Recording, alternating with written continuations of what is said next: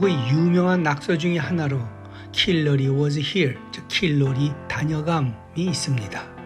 엄청나게 코가 큰 캐릭터가 코는 벽에 걸쳐 아래로 늘어뜨리고 밑머리만 살짝 내밀면서 양손을 담벼락에 걸친 모습과 함께 써있는 글귀입니다.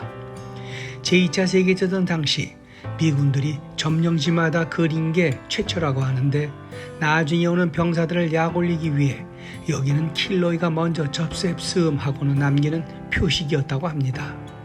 그러던 것이 미 본토로 돌아온 군인들에게서 일반인들로까지 재미로 퍼져나가면서 국민적 아이콘으로 굳혀졌다고 하는 낙서입니다.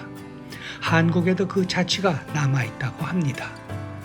낙서는 고대 동굴의 벽화나 이집트의 유적에서 볼 수 있는 그림 등에서도 찾을 수 있을 정도로 그 기원이 오래인데 그 종류 또한 간단한 스크래치부터 정교한 벽화에 이르기까지 아주 다양합니다.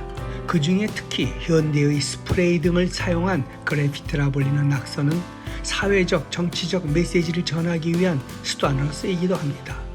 건물 벽면이나 구조물에 그려진 낙서 그림, 즉 낙서화 중 어떤 것은 촌철살인적인 짧은 문장과 함께 단지 낙서라고 치부하기에는 깊이가 있는 어떤 예술적 가치나 철학적 의미를 보이는 것들도 많습니다.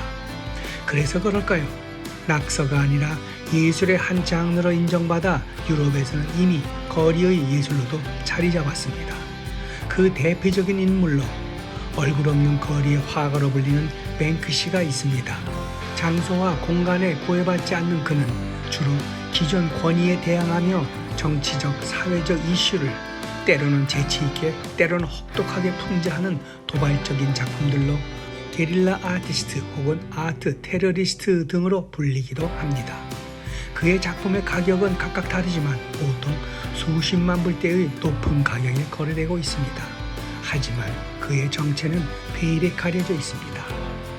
다른 한편으로 낙서는 간혹 그 도를 넘어 문화예술을 훼손하거나 파괴해 반달리즘으로 비판받기도 합니다.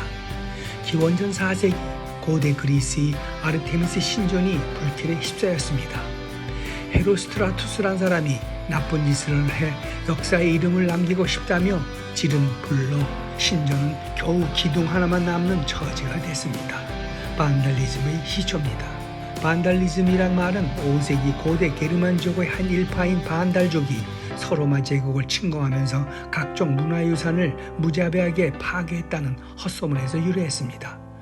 유럽인들이 로마를 침공한 반달족을 문화 파괴자이자 약탈자로 여겼기 때문인데 사실 그들은 로마 문화의 우수성을 인정하고 잘 받아들였으며 문화재를 파괴하지 않았고 아이러니컬하게도 반달족보다는 오히려 르네상스인들이 더 많이 훼손했다고 합니다. 오늘날에도 무장단체들이나 침략자들에 의한 반달리즘은 종종 일어났으며 지각 없는 사람들에 의해서도 소중한 문화재가 훼손되기도 합니다. 이집트의 룩소르 신전, 이탈리아 피렌체의 두오모 대성당 등 세계 곳곳에서 이루 말할 수 없이 발생합니다. 헌데 지난 16일 우리의 대표적 문화유산 경복궁 담장이 스프레이 낙서 테러를 당했습니다. 경복궁은 창덕궁과 함께 조선 왕들을 대표하는 궁궐, 즉 법궁으로 온갖 순환을 다 겪어왔습니다. 일제가 이곳의 건축물들을 해체하거나 훼손해 10%도 안 될 정도로만 남았었습니다.